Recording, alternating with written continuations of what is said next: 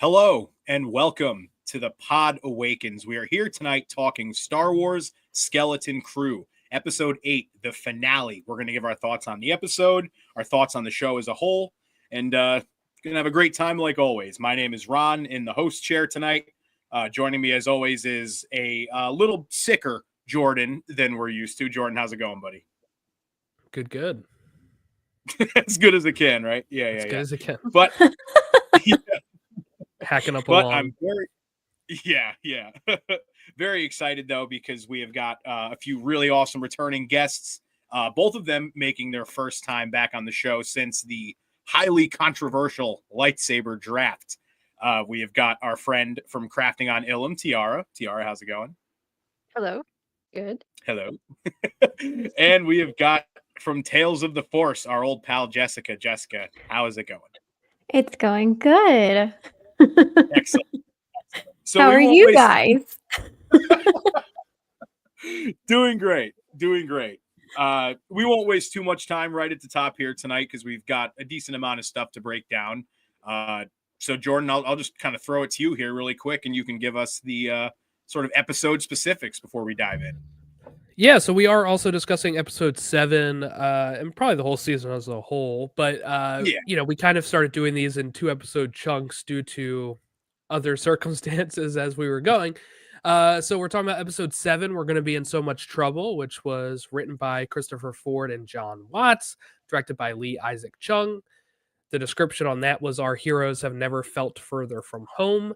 And then we're also talking about episode 8, The Real Good Guys, which is also written by Christopher Ford and John Watts and directed by John Watts. And they premiered January 7th and 14th, 2025 now on Disney+. And the finale's description was, a journey filled with adventure comes to a surprising end. You gotta love those Disney+ synopses where they tell you nothing. I'd rather have that than have them tell us too much. But so I just kind of right off the rip here, we'll go around and everybody give their thoughts on not only the last 2 episodes, but I guess just a little bit about the show as a whole. We'll start off with you, Jessica. I've loved the show. It's been so fun. I have said several times it's the show that nobody really asked for, but we got. And so I think I was able to kind of go into it with really no expectations and just kind of enjoy it for whatever it ends up being. And there was a few things that I wish, I know everyone's going to say this, but I guess I'll beat everyone to the punch, but I think everybody wishes that Hondo was somehow referenced or a part of this. But other than that, I know. What? Blasphemy! We'll get into it. Yeah, we'll talk about it. Anyway, I really did enjoy it, and I don't know, just fun. It was watching the kids was like watching my childhood self and my love of the tales of different Jedi and Sith and watching Star Wars and how they're playing imagination stories of them and then going on this actual adventure, so overall I really, really loved the show. Nice. Yeah, they were definitely all of us going to see the prequels as a kid. That's Tiara, what about you? Yeah, it's been really fun, like Jessica said. I've seen a lot of people posting, those who have kids, being able to watch it with their kids, and their kids are super excited every week for the next episode, which is really cool to see, it bringing people together because Star Wars is meant to be watched together. And I feel like it's for the next generation, but also for us, because it was very much with their pretend lightsaber battles and the little figurines, it was all of us, it touched on that nostalgia that we all had. For me, at least, prequels, and other people maybe original trilogy if they're a little bit older. Yes, very much so. All right, Jordan, what'd you think? All right. I loved it. The finale actually had me on the edge of my seat, literally. I found myself sitting on the edge of my couch for whatever reason. And I think you know, I said what I was going to say last week if we had podcasted about this last week was I really enjoyed episode 7 as well. Like, to me, that one was just like another like really high stakes one. I felt like we were getting payoff, we were getting answers. Got to see another side of Jod in that, and then the real side of Jod, right? And then you have this one, which kind of picks up right immediately after that. Which, you know, I think sometimes people don't take into account when they worry about runtime or how many episodes something is. Like, this one just starts pretty hot and just was that the whole way through. And the 40 minutes flew by, but it also felt like it was enough time for me to get what I wanted out of a finale of this. And to kind of talk about what Jessica just said about like the Hondo stuff, like I was like sweating bullets when they were about to show the supervisor and when Wings came in that they were gonna like throw somebody in there. Hey, it's me. It's like, no. Like, I was waiting for Carson Teva to show up again, and I was happy he didn't. Like, I like him, he's fine, but I really wanted this thing to be able to stand on its own, and I think it does. And I think it is just something I can revisit without worrying about, like, where do I slot this into a rewatch? Like, part of the problem, even though I like Book of Boba Fett, controversial, I know, is I feel like I have to watch that after I watch Mando 1 and 2 because there's a random Mandalorian episode slotted into the Book of Boba Fett, right? So like this, I can at least just enjoy these 8 episodes on their own. When it comes out on the 4K Blu-ray or whatever, I'll buy it, add it to my shelf, and just be able to revisit it however many times I want. Well, yeah, I echo all of your guys' sentiments, especially Jordan, that point you made about like how they kind of start out very like hot and heavy and just kind of throw you right into the middle of these, you know, all these main characters' lives, but they still did a really good job of sort of like making you care, I guess would be the best way to put it. Like they did a good job of introducing this whole like layout and setup and everything, and it didn't feel like anything was rushed, which is a problem that a lot of these Disney Plus, not even just Star Wars, but Disney Plus in general, a lot of these shows have had. So I agree with all of your points.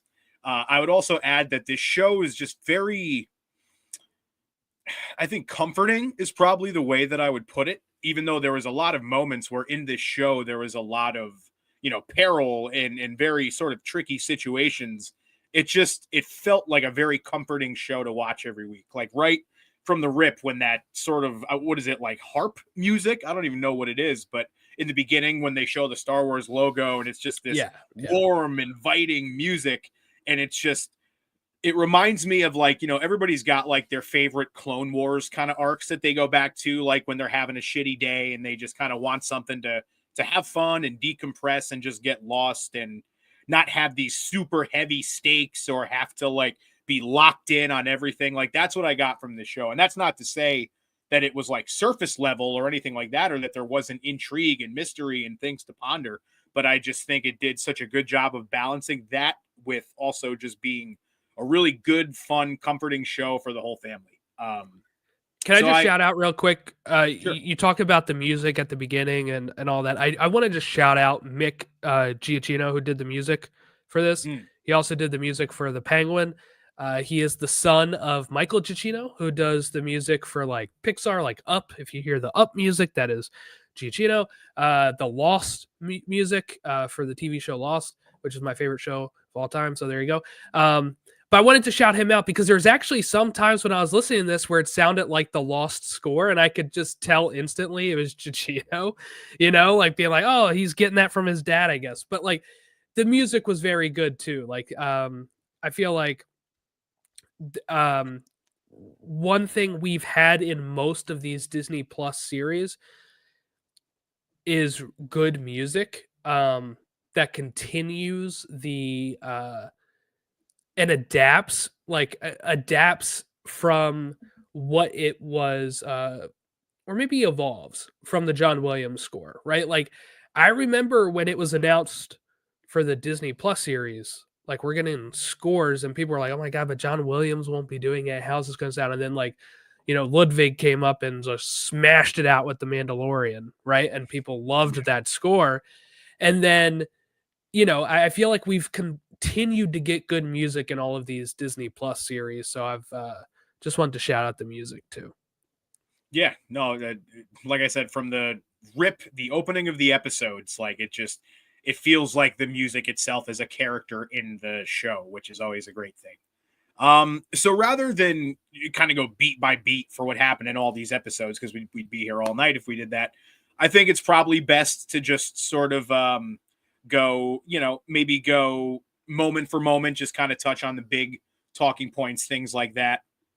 So the first sort of main topic that I want to touch on in this episode is sort of the Jod of it all, because we got a lot over these last two episodes, just in terms of almost not taking the predictable route with him, right? Because the easy thing to do over these last two would be, oh, he goes back to the Pirates and like he thinks he wants to go back to just taking all the money and just being sort of the person that he was. But in the end, it's the relationships he had with these kids, it just wore on him too much, and he realizes he's not that guy and he saves the day, yada, yada, yada.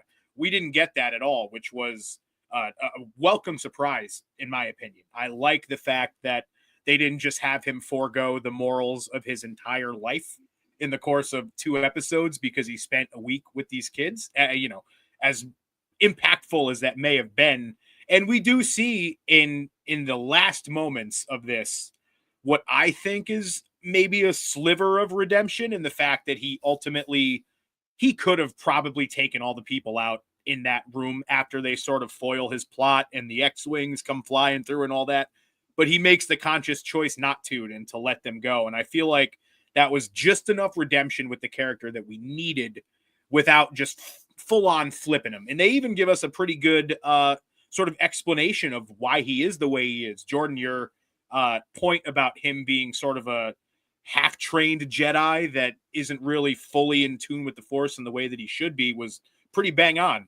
And the way that, he was forced to watch his master be killed in front of him and all these things, is very traumatic young upbringing, very much kind of influenced his outlook on the world and why he was so cynical about things. And I just think they played it all beautifully. So we'll kick off with you, Jessica. Again, where are you at with Jod right now? Do you like him? Do you not like him? What are your thoughts on the character? Sort of emotional aspect aside from everything. Just kind of give us, a little temp check on Jod at the moment. I would say I'm very disappointed. I am glad that they went a different way than kind of what I like you said, which I think a lot of people were thinking, oh, he's gonna bond with these kids, and exactly what you just said. I think that would be kind of the typical way to have this play out. And so the fact that he kind of stuck to his guns of piracy and I'm doing this for money and I'm, wanting to prove myself in a way because of what we saw happen in the very beginning and like all this stuff. I really respect them for taking that route because it is very different than I think what people maybe expected for him to do as a character. Especially when you have these kids pleading with them and he's threatening to either kill the kid or the parent or, different things like that. And so it just made the stakes a lot higher. And I think it made it more interesting for if they do another season because there's a lot more character development that can happen with him versus if he had switched and changed his mind or had more of a soft spot for the kids instead of just using them all along.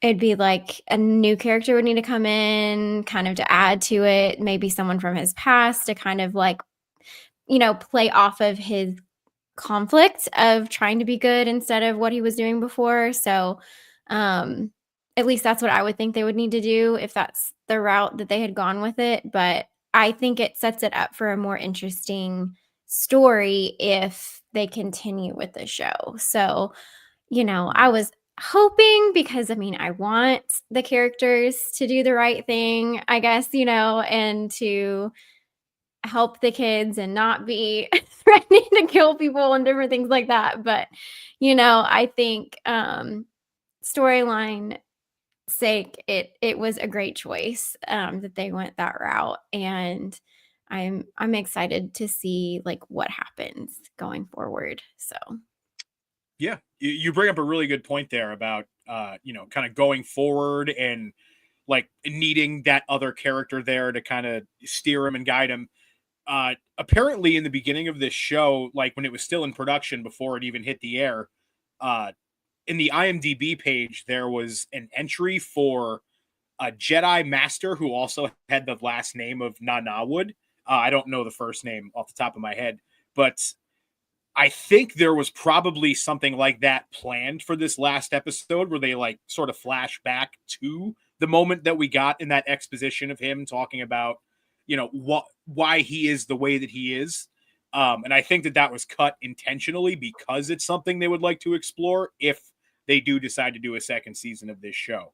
I really hope they do. I'm not quite sure where we're at with that right now. Some bogus report came out, not bogus, it's factual, but how like the watch minutes of this show compared to like Acolyte were like way down and all that stuff. My counter to that would be it was about half the budget and half of the marketing of the Acolyte, but maybe we'll get into that later when we sort of talk bigger scope.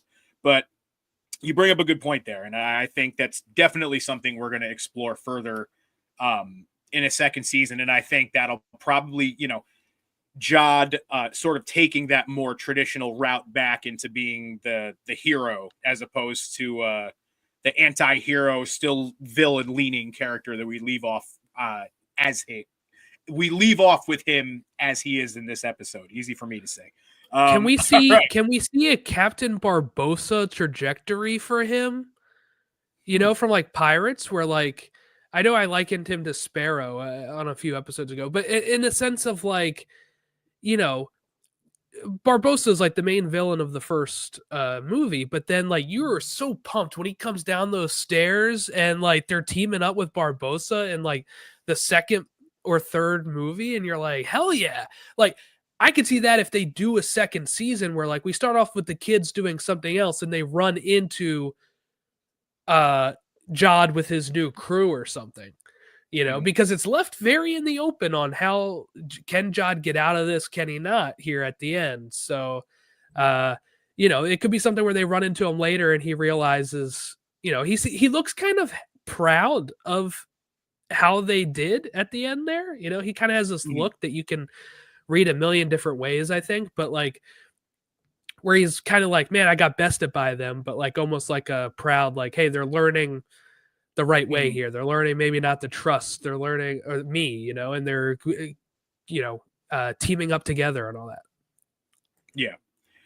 I think that we're going to see, if we see him again, it's going to be one of two extremes. He's either going to like pocket a ton of these Old Republic credits on the way out and like end up super rich somewhere, or we're going to find him in basically similar situation that we found him in the beginning of this show, in a cell somewhere, poor, wearing, rags and sort of lamenting all the decisions that got him there. And I'm very curious to see, which end of that they take, or if, I could be totally wrong, but that's kind of where my head's at with it. Tiara, give us a temp check on our guy Jod here. How you feeling?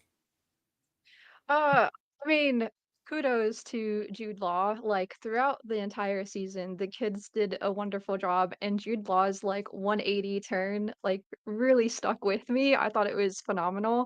And then that like monologue where he's like super aggressive with the kids, like with his tone of voice and what he's saying. I think it was episode 6, right? Is when that happened.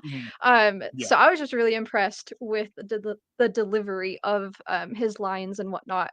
Um I put on one of my reaction videos, I was like, "Goodbye, Mr. Napkin Face," because he was Mr. Napkin Face in the holiday, And so, like, throughout the show, like, we knew he was a little shady, but, like, I could tell that he has, like, a good heart, and we can still see that at the very end, at the last episode. But I like his character despite his, like, evil turn. I got, like, Ventressy vibes, how, like, she was kind of found by Mm. a Jedi, trained, and has that kind of dark side to her, but still she still if you read the novel, she still has a good heart. So, yeah, I like Jod's character a lot. Nice. That is a very good comparison. Before we move on from Jod, I want to continue with Jude Law just portrayed this character so well. Like when I was watching that episode 7 and we get that like reveal on who he really is, it's like I was like almost laughing giddy to myself of like, oh, he's eating up this scenery. Like he was having a ball. But I do think, there are clear signs in here that while he was originally trained or is attempting to be trained as a Jedi, right? He was found by the Jedi. He mentions it was only a few years after being found that Order 66 happened. Mm-hmm. And I think what that shows his worldview was, he was like a street rat, he pretty much said. So kind of like Aladdin, living on scraps to get by. And then he kind of gets this almost like Willy Wonka golden ticket thing, right? Like, here's my ticket out of here. And then that just abruptly ends a couple years later. And it's like, that's what he says to the kids. That's what the world is. I just, like for him, it was he's continually getting beat down. Anytime something good seemed to be happening. Then if you put that in like his crew, he was captain, everybody loved him. And then he got that taken away from him. And it's just like this constant cycle for him that everything good that has happened to him gets beat down. And he doesn't actually want to hurt anybody. And I think that is something that helps with the whole Jedi aspect of it. Is he clearly is angry, clearly is upset, but anytime they do something and he threatened he would retribute them pretty much, he just constantly is like, I don't want to do this. I don't want to hurt you. Yeah. Just listen to me and everything will go by fine. And it's kind of like that the very war end in himself. Even up to the very, sorry to cut you off, but even up to the very end when, they're running towards the lever to pull it and he shoots, like he could have easily hit them if he wanted to, but he hits the handle instead. It's like this sort of reluctant, like the devil on his shoulder and the angel on his shoulder, and the angel is much smaller, but it's still, it's still there, and it's still like, don't do it. You know what I mean? Yeah. It's a very interesting sort of dichotomy with him. Sorry, I didn't mean to cut you off. Good. I was ending anyway with that. So. Oh, perfect. Perfect. So, Jordan, there's a couple things you said. I don't know if you saw me there in deep thought for a second. So I didn't pick up the thing he said about just when I was watching it, I assumed him being killed was an order, or his master being killed was an Order 66 thing, but this was beforehand. So what would that be, like Inquisitors? Like, were they like captured by Inquisitors then? What do you mean by it was beforehand? Didn't you say that Jod mentioned that it was his master was captured before Order 66? No. I think what I said is like he was a like street rat before Order 66, like before he was found by the Jedi. Then he's found by the Jedi and trained for what he said was like a few years. He said it wasn't long, right? And then what I assume happened was Order 66. It could be that his master died another way or whatever. But what I would assume is then he was left without a master and the Jedi are all traitors, that he had to then become a pirate or go back to the street type of way. Yeah. Okay. So another thing that I wanted to mention too about him, he has a line in this, and I'm going to butcher it, but something about like how the world is all dark and there's only pinpricks of light or something like that. And it's a perfect analogy for his character, right? Everything is so bad, but there's these small moments that he gives you where it's like, maybe he's not quite such an asshole, but then he'd do something in the next episode where it's like, oh, he's actually worse than I thought. But then again, it was like this, like you mentioned, just this sort of push and pull inside of himself that the dark was definitely much stronger, but try as he might, that sort of inner goodness in him just wouldn't let up, even up to the very end of this episode, like we've talked about. And I think that is. Sorry, I was just gonna say. I think that's like a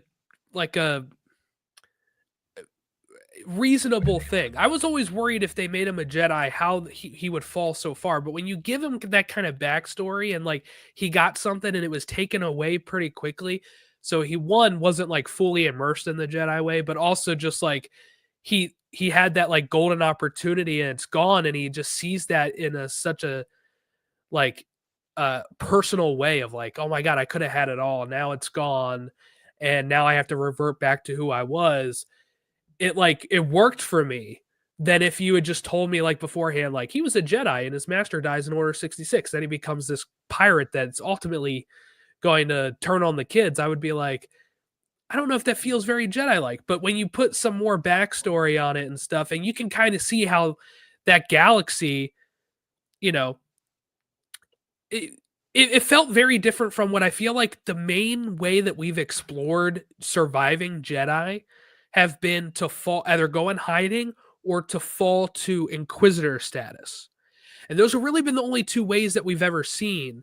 And it always felt too easy to fall into the Inquisitor way, where they're like, where they convert them into the dark side, even though I'm like, you that's not right. You were a Jedi, and that these are the people that actually killed your Jedi. Yeah. Like, why are you so susceptible to it? So having like another entry point here where it's like he is just somebody that went back to the street and then rose as like a pirate captain, I thought was pretty cool. Yeah, absolutely. For sure. By the way, also, Jessica, Tiara, as you can tell, me and Jordan cut each other off all the time. So if there's any point you want to like cut in, do not feel bad. We will not at all take offense. It's what we do best on this show, cutting each other off. But all right. I do like the entry point though, too, that's different. Like Jordan, you were saying, I do like that they added, because I feel like Kanan was a little bit different too, and so like having someone that instead of like helping people in a crew, he's kind of, I don't know, like the opposite of Kanan in a sense, like he has a crew, he kind of found a family, but instead of trusting people and making it like a found family, it's all about looking out for yourself. And so you can't really trust everybody. Like, even if you have this like relationship with everybody on your crew, you don't know, because it's pirates, if they're gonna like mutiny and overthrow you or gonna stab you in the back, figuratively or literally. So it's like kind of the opposite of of the Ghost a little bit, and I kind of like seeing that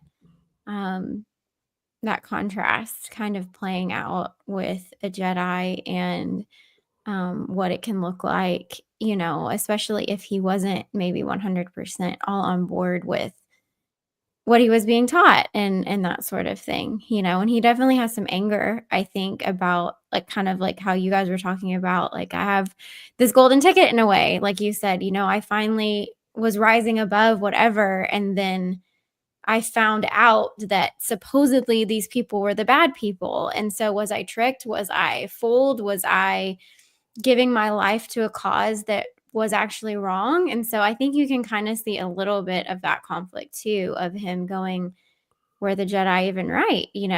Because he never says anything like they killed them and they shouldn't have, or, and it's the New Republic at this point. So he can say whatever he wants, about the Jedi in a good, positive way.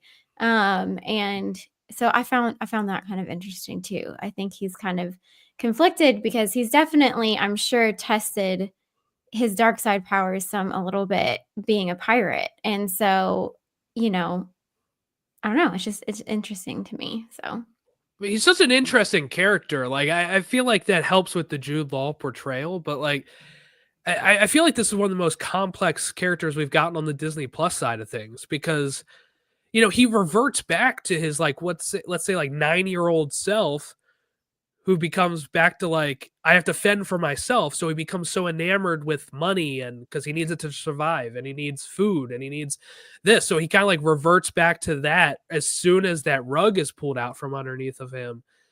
But there's still some of that pull there, you know, and I think Wim kind of opens up that door a bit with talking about the Jedi a lot. It probably helps soften Jod a little bit there, where he doesn't want to kill them. You know, he kind of sees, I think, himself in Wim a little bit of, you know, like what he could have been maybe if he was raised on a planet like and then it creates some jealousy, but it also creates some like, I don't want to hurt these kids. Yeah.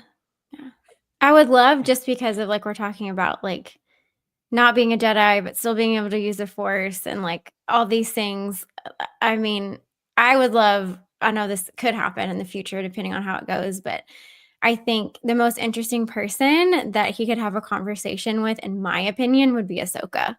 To see their interaction and to see them talking about like their life and what they went through. I would find that very, very interesting.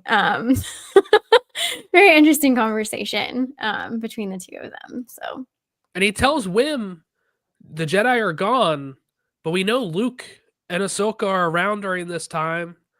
But I guess that may not be fully common knowledge amongst the pirates yet.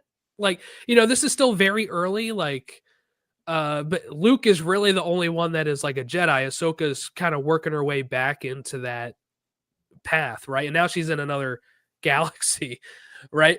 But like, I just found that interesting that like he didn't mention like he's like the Jedi are all gone. He doesn't say, well, except for that one guy who, you know, overthrew the whole empire. Yeah. Jessica, one thing you said in the beginning of your point that I wanted to circle back to is about Jod's sort of reluctance to embrace those relationships and, you know, the whole found family of it all.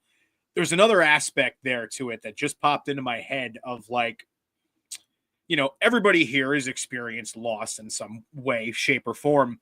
And when you go through a very traumatic kind of loss, no matter what it is, there's a reluctance there to get close again, right? mm-hmm. Whether it's a family member, relationships, whatever it is, there's this aspect that comes into it of like, is the, you know, all the good things about this worth the pain of the loss that always comes in the end, right? Because that's life. And I wonder if that's going to be something that, again, that they touch on more in the second season, because that resonates with me a lot. And I'm glad you mentioned it, because it didn't even cross my mind in the episode. But when you bring it up, it definitely seems like there's at least some of that there on top of all the other things that we've talked about here in terms of why he's not just willing to kind of embrace this second chance at a new family that he's gotten. So I think that was a very good point. Yeah, it's interesting too. And I think, you know, there's some stuff where, you know, people have been like, well, where's Wim's other parent or where's Fern's other parent, you know? And so there's other adults there that clearly have, I mean, unless they're just single parents that maybe adopted a kid or something, you know, which happens. But, you know, there's other people there that he could have some dialogue with on, you know, whatever those backstories are. And so that's an interesting thing that they could build off of too, if they continue with like another season. So yeah. Absolutely. All right. Well, I think we've talked about our buddy Jod here long enough. So we'll move on to the other kind of major point that I wanted to hit here tonight. And that is that we finally got the reveal of who the supervisor is. You know, there was a lot of theories going out there, you know, Hondo, is it Renaud, the captain of the ship that they were, you know, the Onyx Cinder. Turns out the whole time it was just a droid. Which we suggested at one point. Do you remember that? We did. I theorized that on one of these There was a lot of foreshadowing to it. Because Jod makes a lot of comments about like, oh, I don't like droids, or it better not be a droid, or like get me someone else other than a droid, and it just gave Mando vibes in that sense. And I was calling it like every episode. I was like, it's a droid. Yeah, it's a droid. Well, like especially with all the security droids, right? Like, yeah. I was like, it's gonna very be AI. It's dystopian gonna be some too. droid. Yeah, Like yeah, exactly. Yeah. Tiara with the Well, I win with guess the call. I was so yeah. excited when it was a droid. I was like, yes. Tiara and Jordan got it for sure. But I guess we'll start with you then, Tiara. What were your obviously you predicted it, but is that something that you wanted to see? Would you have preferred it was, someone like a Hondo, like Jessica mentioned, or somebody in Star Wars that we knew, or even somebody that we don't know, but that sort of opens up a plot thread. Although I do think this does still open up a plot thread. But what kind of how did you feel when we got that big reveal? Well, I didn't have like a preference. My main like want or concern was to know the history of the planets, like Akron, all the other ones, and like the murals and stuff. So like if it was a person or droid, I just wanted that piece of information. With a droid though, it made sense. Like it wasn't surprising, not only because I was speculating, but because the planet itself is a very like dystopian planet. Like it's very uniform Mhm. and so it just made sense, like Jessica was saying, like AI, just to have it as a droid. So I wasn't surprised. I didn't have a preference, but I am a little frustrated that we didn't get those answers. But I'm sure maybe that was intentional for a Mhm. possibility of a second season to like explore that. Yep. Yeah, I think that's exactly what it was. And I'm because it's like, okay, so this AI was put into place and they said it was by the Great Works, but we are still largely in the dark on what exactly the Mm, Great Works is. You mentioned these murals we got and all this stuff. A lot of that wasn't really paid off, and not in a way that I felt super shortchanged at the end of the show, because mhm. I still think they wrapped up everything that they needed to here.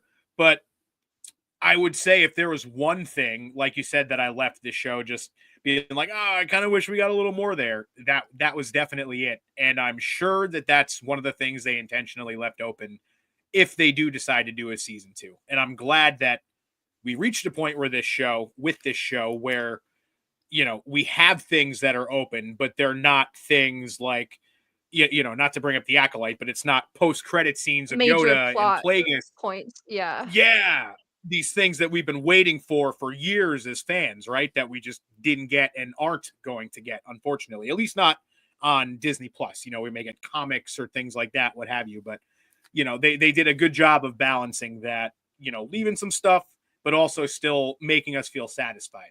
Um, Jessica, what did you think of this AI reveal that we got with this supervisor? Excuse me. I mean, it's kind of what I was thinking because of all the droids. And I didn't think the supervisor would be Hondo. I thought that it could maybe be like where it was maybe a droid and then that other pirate took it over or something. That was kind of like in the back of my mind. But I didn't really have like a hard theory on like who it would be, but I think I leaned more towards it being like a droid or something like that. Just because of kind of like how Tiara was saying, like the comment so much about droids and how many droids there are on the planet. Like there's no human guards. There wasn't anything like that. So that's kind of like in my head where I was going, but I mean I wasn't really sure on like a solid guess, I guess, with Yeah. the supervisor. So Mm. Well, the fact that basically every sort of policing entity on this planet was a droid is what made me think it might be Renaud. Because at that point, like, who's going to give up your identity, right? Every single person that works for you, basically. I mean, there was, like Fern's mom, obviously, and basically all the parents work in this sort of government system. But as far as the ones who were like directly interacting, it seems like it was just all droids. So that was kind of why I thought it was going to be Renaud. Obviously, I was wrong. But yeah. All right, Jordan, what'd you think? On top of, So, strutting a little bit because you called it. well, yeah, because one of the things, I forget what episode it was that we talked about it, but we talked about it because I was jokingly saying, like, what if all of Renaud's crew, this was before we knew who Renaud was, SM-33 was a droid, and like, what if his whole crew was droids? And we were kind of like, hey, maybe the supervisor's a droid, right? And like, it started leading to a real theory with that. But I think one thing that works for that, and why I feel like it hit the payoff, is because there were some things when we were theorizing before that we had to kind of like strike down. And it was like, when we were talking about Renan, we're talking about like, this ship has been crashed for hundreds of years, most likely, right? The Onyx Cinder. They have like whole songs about it. The High Republic lightsaber in the, thing and all that. It felt very like he would have to be an alien that's lived for a while, or it had to be one of his descendants. The reason why I think the droid works for it is because if you are the High Republic, or any Republic, right? You're the Republic and you're creating this great work, which is just a mining mint. Like, you're just a mint, right? And you're doing this for multiple planets. We see it with that Akron, right? We see it with all those other planets that were on the, tablets that they had of how many planets this was. You also have at Aten. And for it to run smoothly, you're going to need something that can keep things orderly. And I feel like droids can do that without having the reach for power the way that people do. If you kind of, correspond this with Jod, who immediately is seeing the gold and wants to make everybody work for him, right? And all this, the droids won't have that type of need. So they will just run on programming. And it can be set up where you are out of the way, not really needing reliance on the Republic at all, because the droid is just going. And then because the people are scared to upset the supervisor, they're just doing their job. And it just continues to go. And that's how this planet was able to sustain itself for hundreds of years, separated from the Republic. So I thought that was really cool. I think one of the other interesting bits is that they actually received the word from Palpatine that the Jedi were traitors, right? Like this, they actually got that update. I didn't know if they would be able to receive that type of correspondence from that. So, Jod saying he's a Jedi, and he's like, well, you're either lying because the Jedi are all evil, or you're lying because of this, right? And the supervisor is able to put that together with his droid intellect. It kind of felt very like the Supreme Intelligence from Captain Marvel. How they have like this central figure, AI type thing living there. But no, I really enjoyed that reveal because I thought it worked. And then you look at all the droids and all of that stuff, and it builds up to, all right, now I understand why this has run so smoothly for so long. And then when you also factor in that the reason why the Onyx Cinder can get through is because it's already an emissary ship. So that's why it auto-docked at Akron, and that's why it auto-docks here, and why people think Jod might be actually the emissary. Like, it all plays into it, which I thought was, again, the show set out knowing what it wanted to do. It teased up stuff, and it, like, pays that stuff off within an episode or two, sometimes within the same episode. But I just like the way that was set up, and I feel like this is the way you do a first season. Is if a second season doesn't happen, this is a complete story, everything's good. Yeah, maybe we see these characters again someday, but I'm actually like, if I don't, like, I feel like I still got a complete thing out of it, Yeah. And we'll kind of touch on the future of these characters at the end, but you did bring up a good point there, because they even, a major plot point of this finale is that the only way they can get messages in and out of this place is if they pull the lever and get the barriers down, right? So how did that message from Palpatine get through? I'm kind of curious. I kind of wish I came up with some theories about that before this episode, but that's something they maybe not something that they'd explore in a second season. I think maybe they can receive through the barrier, but you can't send anything out. So that way they would know, like, when an emissary is arriving, or if big news is coming through, they know what's going on. But not enough, like, just enough where you can receive it and you don't actually have to send anything to respond. Okay. Yeah, I guess that that probably tracks. All right, let's see. Just maybe some quick hitters here. Loved seeing Wim's dad kind of get his I guess kind of in a lesser way, Fern's mom too. I'd say those are the two parental figures in the show that actually had like some depth and some arc to them, and we see them both kind of rigid in the beginning of the show and very much like the parents in an 80s movie kind of thing, you know what I mean? Just like, oh, you better not go out, that kind of stuff. And I was cracking up in this episode when they're asking Wim's dad for help, and what does he say? He's like, "You're talking to a level 7 systems coordinator." That shit cracked me up. And I loved the speeders when he's like, I'm too heavy to go across that. And then he did it and he was like, he like celebrates. He's he's like living a childhood he never had. I was like, that's all of us riding any of the rides, like somewhere or something, like as adults. And we're just like, oh, so fun, like, or, also any Star Wars stuff that we buy or whatever that makes us happy. It's like the same kind of joy. It's just like that childhood joy and getting to experience it as an adult is just so It fun. also helps because he's so stoic. So like in this episode, we really see him come to life, and like that's what made it like all the more merrier for me. I loved it. Yes. Just seeing the line of the kids on the speeders and then just his big ass hunched over it. Like, oh, it's so funny. Also gave big Stranger Things vibes, like all the kids at night riding the bikes and everything. Instantly what I thought of, just because they're obviously going for a very heavy like 80s Goonies-esque kind of vibe with the show. So I think that was definitely sort of a nod to that. All right. I guess we'll kind of put a bow on the show itself here before we talk about the future. Just in sort of one or two sentences, just give what impact would you say this show had on you, and how will you, I guess the best way to put it would be, if somebody who hasn't watched this show asked you why they should watch this show, what would you say? We'll start with you this time, Jordan. Geez, not even giving me time to form a sentence. Okay, let me think about this. All right, so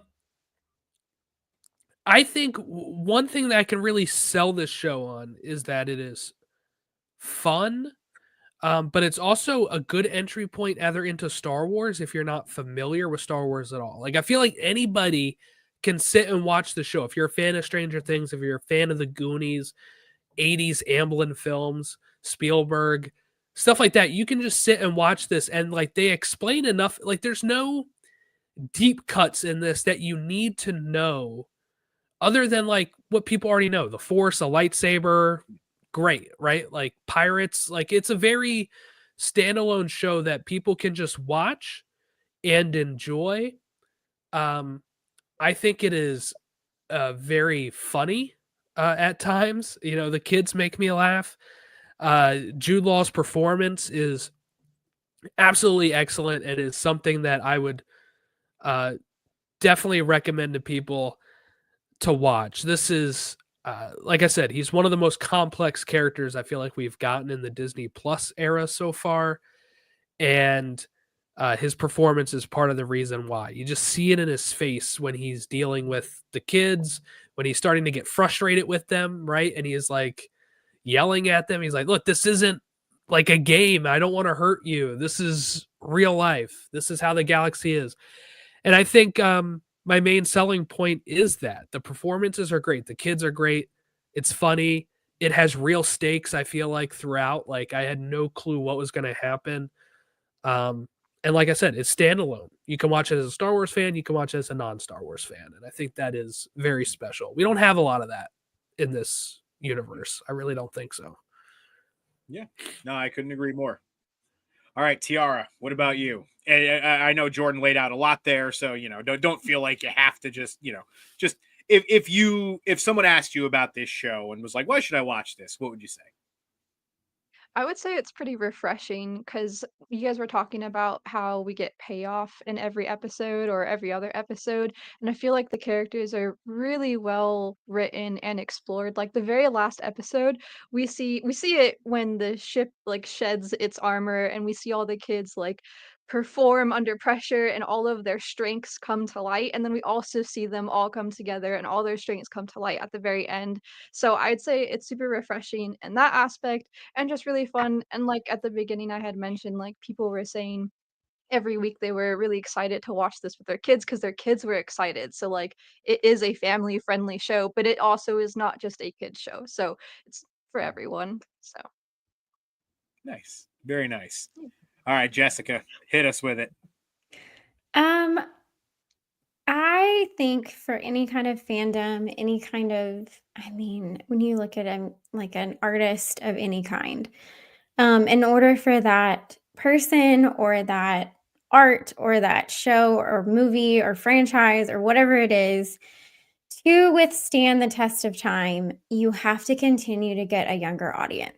It's just the way it is, or something's going to die out. And so to have something kind of, echoing off of what Jordan and Tiara both said, having families be able to watch this, having it be something that anybody can watch that has never watched Star Wars before, and it's 30 something minute, 40 something minute episodes, it's easy to get into, is such a wonderful thing, I think, for Star Wars as a whole to have, because it can be intimidating to get into Star Wars if you've never watched it. There's a lot of movies.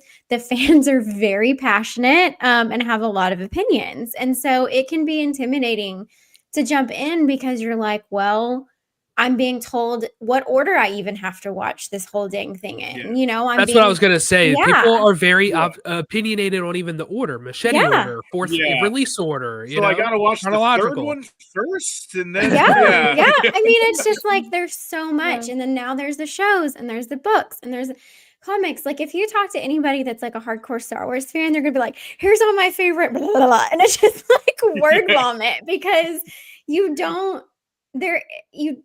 we're so into it, especially like when you're making like your own version of like your fandom, whether it's a podcast, whether it's, creating art that you're putting out there for people to wear, or you're talking about it on something like cosplaying, like whatever it is, like you are now like creating an art based off of an art form, right? And so it's just another level for people that are doing things like that. And so for the average just person that maybe has never even watched Star Wars, it's like, where do I begin? This is overwhelming. And then now if I put it out there that I'm going to start this, I have 5 million opinions being thrown at me, And so to have a show that kids can love, that adults can love, that really brings even more awareness, like with KB, to different abilities, whether they're physical or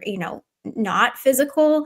That sort of thing is incredible to see in Star Wars. And I don't know, like it's just such a fun show, and people can kind of get a little bit of a taste of Star Wars to see, okay, is this something that I actually want to genuinely spend the amount of time it takes to like watch even just the movies?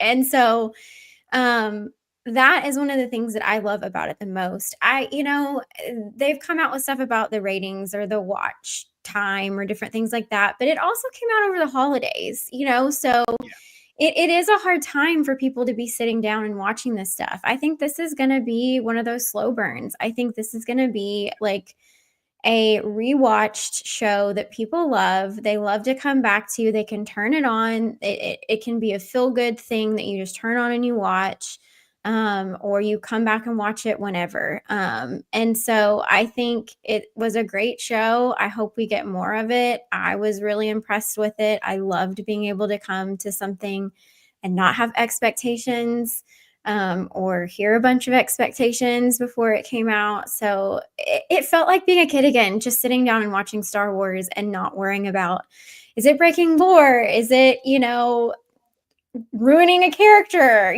which is all opinions, but it was nice to just get to just freaking enjoy Star Wars again. So yeah.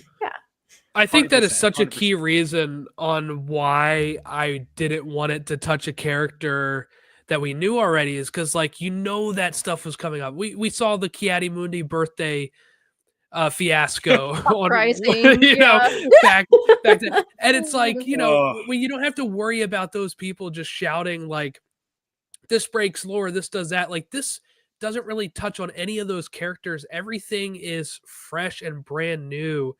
You don't have to worry about that. And everybody's on the same level playing field of the reveals of characters. Like, while I love the Ahsoka show, you know, if you have somebody that's watching that without watching Rebels or other shows, they're not on the same level playing field as you are. But in this show, they are. You know, everybody's on the same playing field. I really enjoy that. Yeah. Sorry, It's a Ron. nice I don't think you gave appetizer. yours. It is. It is a nice little Star Wars appetizer. Yeah, exactly. You guys all make great points. I think the one that sort of lines up the closest with mine was Jessica's, because my sort of elevator pitch for this show is that it's a tremendous entry point into Star Wars, right? You literally take the lens of these kids who have been sheltered on this planet, who know nothing about the Star Wars galaxy beyond this barrier, and you are experiencing it for the first time along with them. And you get a little bit of everything. You get, you know, the space fighting, you get the massive amount of aliens over in that I forget what the outpost is that they go to, and I think it's episode 2 or 3, but you see all these different types of aliens and stuff. You get a little bit of lightsaber, you know, you get fun, but you also get stakes. It's like, you know, like you said, Tiara, the perfect little appetizer. You just get a little bit of everything. And it's just very much that, like, it's like, oh God, I might be dating myself here. You guys, were you guys TGIF fans when you were younger? Like ABC, that lineup on, Yeah, you know, Boy 8 to Meets 10 o'clock? World, Yes. Yeah, Step by Step, Family Yes. Matters. all the things. Yes. We got Urkel in this. It's It's great. Yeah. Well, Yeah, Oh, yeah, exactly. He was in this. I bunch saw of all stuff. those on Nick at Night. It was on Nickelodeon. That was Oh, my okay. time frame. Oh, okay. yeah. Tiara's like, all you old fucks. I watched it when it was But no, live on that's- ABC. I remember. No. Back in my yeah, day. back in my day. They were only on Friday, and you had to wait every week. You couldn't buy tiered versions and get out of commercials. No. Okay. So that's basically kind of how the perfect entry point and a Star Wars TGIF show. One you could just sit down with your family, you know, order some pizza, do whatever, and just have a great time and not have to think too hard, while also still being, you know, hooked along the way and having a very interesting story that you were genuinely excited to see what was going to happen next. So I think that's probably a good bow to put on this show as a whole. You know, I'm sure in future episodes we'll come back and reference this a lot, because I think it is going to have that, like you said, Jessica, the rewatch and the people coming afterwards. It's to me going to be one of those things that's much like a lot of these sort of Amblin 80s, you know, things. It's going to be a cult classic. It's going to be one that people come back to and they, you know, oh, that was underrated at the time. That should have got more love. And there's going to be that sort of groundswell fan base of diehard Skeleton Crew fans, hopefully a lot of younger ones, that this is going to be their entry into Star Wars. So I guess we'll see. But before we get out of here really quick, we've gotten some news that we touched on last episode, that there was at least some passing rumors amongst the Scooper community that these characters are going to pop up again in the Filoni movie, the Thrawn movie that we're getting in, what is it, 28, Jordan, or 27? I forget. It's not officially dated, I don't think. Okay. It's one of the... We don't know, right? Because like we also have 3 Dawn years of from the... Yeah, 3 to 4 years. Because they also They have to film probably- Ahsoka they season probably 2. don't know. They also have to film Yeah, Ahsoka season 2, which is what Dave will do first, of course. Yeah. Like I said, they probably don't know. If you go back and watch our State of Star Wars episode, and you'll see my thoughts on the movie side of things right now. Not great. So I don't think that they know personally, but just, I guess we'll kind of go around. When it happens. Do you guys want to see, yeah. Do you guys want to see a second season of this show? Would you rather see them pop up in movies and kind of be carried on as like central characters into the lore, or to just kind of stay in their own pocket? You know, what would you prefer? Jessica, we'll start with you. I think if we're going to cut back on some of the shows and move to more movies, and I think things like Ahsoka and The Mandalorian and all of those type of the Kenobi, all of that. I mean, I love them as shows, but they do have a very theatrical feel to them. You know, even The Acolyte, I think, could have been like a movie or something like that. And so I would be okay if those transitioned more into movies, even though like I very much enjoy them as shows. But Skeleton Crew, it feels like a great Star Wars show to me. Not, I mean, like the other ones have been great shows too. Like I don't mean that in a way that like I don't feel like they have been good shows. But if we're gonna have some kind of transition more to the big screen and some kind of stay more at home, I think this being such a like kind of like how you guys were saying that, you know, TGI Friday, get around your TV at home, watch it with your family. This kind of has that kind of like vibe to it. And so it feels more like a TV show to me. I mean, it could be a movie, but to me, it would be like a Disney Channel movie. Like, I don't mean that in like a negative way, but like it would feel more like a kid's movie, like a kid's Star Wars movie, not a Star Wars movie, if that makes sense. But it being a TV show, it doesn't feel like a kids show that is Star Wars. I don't know how to describe that, really.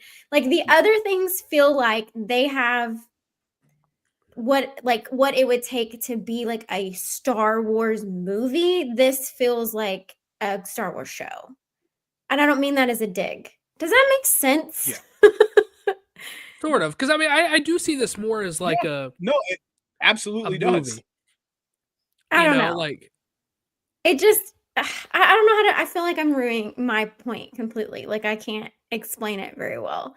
Like the other ones have like more of the action, more of the things that like the choreography, like all the things that you see like in a movie. Like I think it would be a good movie, but there was like good transition points like to make it a show, and like the other ones it would make more sense for it to be linear instead of having those pauses, and this show has those pauses. Thank you. And it makes sense to have those pauses. So yes, I do, thank you. like, agree with you. To explain what's going on in my brain, that helps a lot. Yeah. Like the other can kind of just like continue, can be like a full movie. Yeah, thank you. Yeah.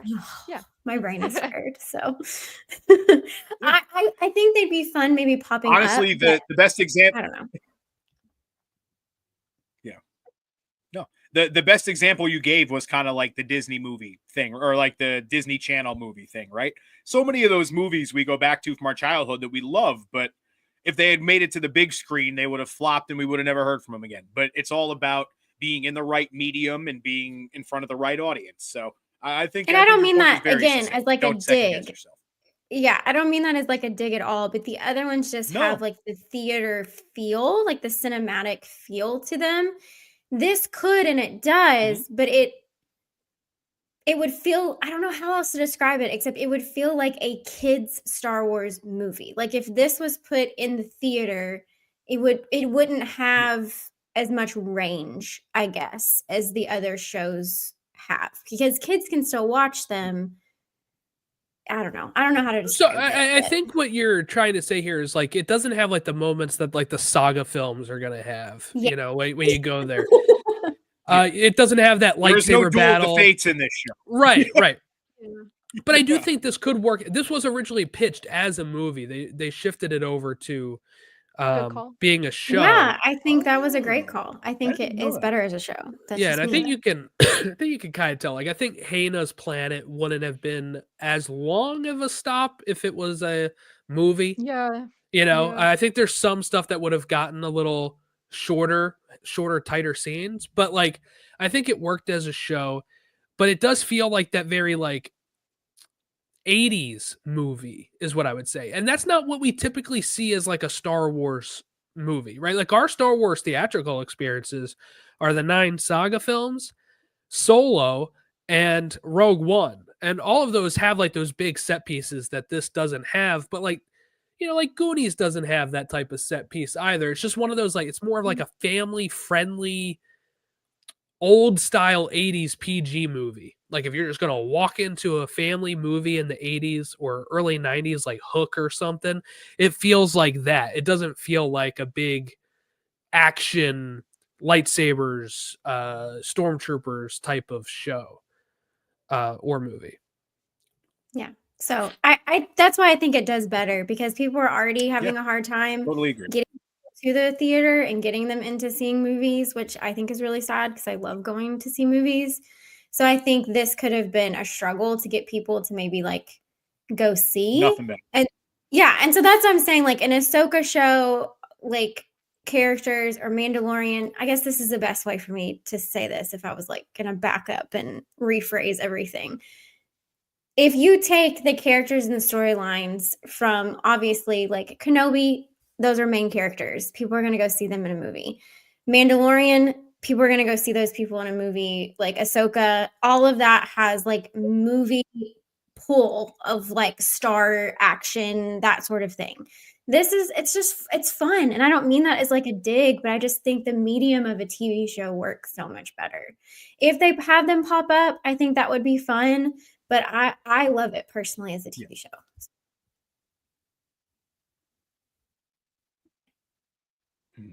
I'm with Maybe that you. was a I'm better with you. give. Tiara, what about you? What was the question again? Sorry. Sorry, guys. Can you guys? Someone didn't take their Adderall today, so I'm a little all over the place. Did I freeze? Did I freeze up? No. You're just on like a really delay. Did I freeze up? Ron. I definitely. I must have frozen. Can you not hear us? Interesting. Weird. Anyway. This is so weird to hear. I can hear you. Can you not hear me? Later. No, we can hear you. You're just on such a delay. Like I'm talking 30 seconds or more delay. What the Which hell? is my brain right now, because I already said God. like I didn't take my medicine today. But the question was like, do you want to see the characters pop up in something else, or like a sequel, or like a another season? Got it. Okay. So I heard that the writers, directors, whoever in charge, have like a plan for a season 2 to account for the kids' ages, like getting older. Oh, do we need to pause for? No, I think he's just going to try to come back in and see if the delay is still there. So I think you're good. Okay. Yeah, so they have like a plan for season 2 for the kids' ages, to account for the kids' ages later. I would be interested in that, but I have a feeling that if they do a season 2, it's probably going to tie into like the Mandalorian Grogu movie, or, this big end saga that we have to all these shows that we've been getting. So that would be interesting to see, but also there'd be a lot more pressure on that second season, and I kind of like how we've been talking about this has been like just a refreshing show to watch. So I think I'd like to just see them as like little pop-ups here and there, like, oh, there's Wim like manning that like hammerhead ship or whatever, or there's Jod in jail, maybe they need his help for like a side mission or something, but nothing like, I don't know, super prominent, if that makes sense. No, it does. Yeah, I think that makes sense. I'm kind of in the same boat with you. Like I don't know. Like I would love another season if it was going to be again removed from most of the conflict. I don't know how you do that now that those characters are no longer removed from that, right? Like they have access to the New Republic now. But I would like a more standalone second season. Now, of course, if they show up in something else, I think that'd be fun. But then, like, maybe they just slightly reference it into another season or something. Like, I don't want to have to, like I kind of mentioned before, like, I got to watch season 1 of Skeleton Crew. Then I got to go watch this thing. And then I got to go watch season 2. Like, that is the barrier that Jessica was talking about before of getting new fans into Star Wars. And I think that is actually, I see a lot of people pinpointing to the viewership stuff and saying this is because the Acolyte and the viewership went down. But I think what this actually might be is there's less and less ways to get into Star Wars, and it's becoming so bloated that people are kind of not sure what to watch, when to watch. And that's a barrier. I think that's a barrier. And now, of course, this is affecting the show that is the two shows that are probably the most easiest to jump in, Acolyte and Skeleton Crew, with being more removed from stuff. But that is, I think, a something that I want them to restrict as best as they can when we talk about if they were going to do a second season. I think these characters can show up in other stuff, like maybe a grown-up Whim years from now is a pilot because he now gets to live that dream. I think that would be cool, but it's not something I necessarily am going to be like knocking the door on for Lucasfilm to make a second season.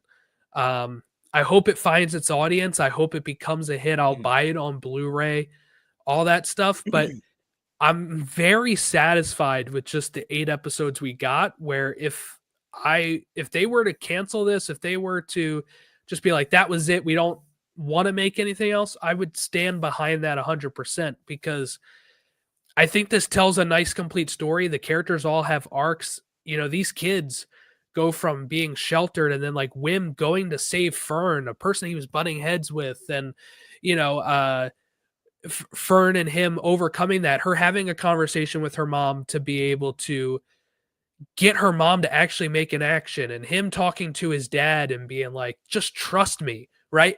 And the parents having to make that leap. These characters go through so much that I think was just very well contained story that I think is perfect as a standalone, and I would rewatch it many times. I do agree with you. However, the one point that I would say that's a little bit different is the kids watching the show. And if I was the kid watching the show and I didn't get to see more of these kids in Star Wars, I would be sad and I would be pretty disappointed. So like, while us as adults feel like there's like a satisfying ending, like kids seeing kids their age and getting to grow up with them, kind of like growing up with Ahsoka as she went through Clone Wars, I think could be a bummer for like a younger generation. So while I agree that it could be a great standalone show, and I think like money-wise, statistically, business-wise, all of that, it makes sense. I do, however, think that the younger kids and the families and stuff that have been able to watch this, it could be a bummer for them to not see the stories continue in like another season. So just throwing that out there too. Yeah, no, I agree with that, I guess. But like, I also think like, I think that's also just another problem of like franchises these days, right? Where like everything is connected, everything does kind of get something continued, that like it's almost conditioned us, I think, to think that way. Because like, if we keep going back to like Goonies, which this was kind of like based off of, that tried to have a sequel and never got one off the ground, and like kids still revisited that, in the 80s and stuff, but never like got to see those kids on another adventure either. Now, of course, they're trying to make another Goonies. I just saw today that they're trying to do that. Maybe they could do little like, I don't know, graphic novels or something too. That could be yeah, that could be fun too. Mm-hmm. Ron. Oh no. He's so frozen. I'm happy. Yeah. I give up. My give up. Can you My give up. guys hear me at all? Yes. Yes, yeah. It's just delayed. Oh. Can you guys hear me? Yes, we can hear you. Okay. What about now? We good? Yes, yep. Jordan, fuck it. Just take us home, dude. My computer's killing me. Just take us We home. can Dude. hear you. We can hear you. Just say something. Just go on your. Just say you're wrapping up, and then I'll close out the show. Okay. I'm so thrown off because like you guys are talking. There's this long. Anyway, cut. Okay, this is where I'll edit in. So yeah, I would pretty much agree with everything you guys have said. I won't belabor the point here. I will just say that my current issues with the movie side of Lucasfilm has been well documented. I'm not a fan of how they've done Daisy Ridley. I think they've not treated her so great with how they've handled her project. There's been, countless movies shifting and movies not happening, things like that. And I enjoy this specific project so much that I would prefer if it was just as far away from the movie side as possible. Keep it on Disney Plus. Keep it in a place where it's accessible to more people, and more people are going to be prone to checking it out rather than having to go buy a ticket to see them at the movies. Keep them on Disney Plus. Give us a second season if you want to, but just keep it where it is, because where it is pretty good. So that's basically where I land on it. But yeah, I think that should just about wrap us up here for the night. As our good friend C.O. Bibble likes to say, let's see if it pops up for me here, because I've been having horrible connection issues all night. You must contact me. You can find us at podawakens. You can find us at podawakens@gmail.com. You can also find us on all of your social medias, not TikTok anymore, unfortunately, but your Twitter, YouTube, all that stuff. You're probably watching us on YouTube, Spotify, all that good stuff. So now that we've had a good chuckle over my awful connectivity issues here tonight, we will wrap things up. And until next time.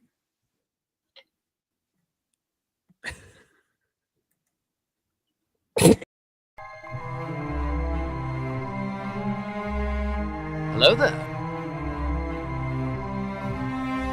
You know what I've come for. This is the way.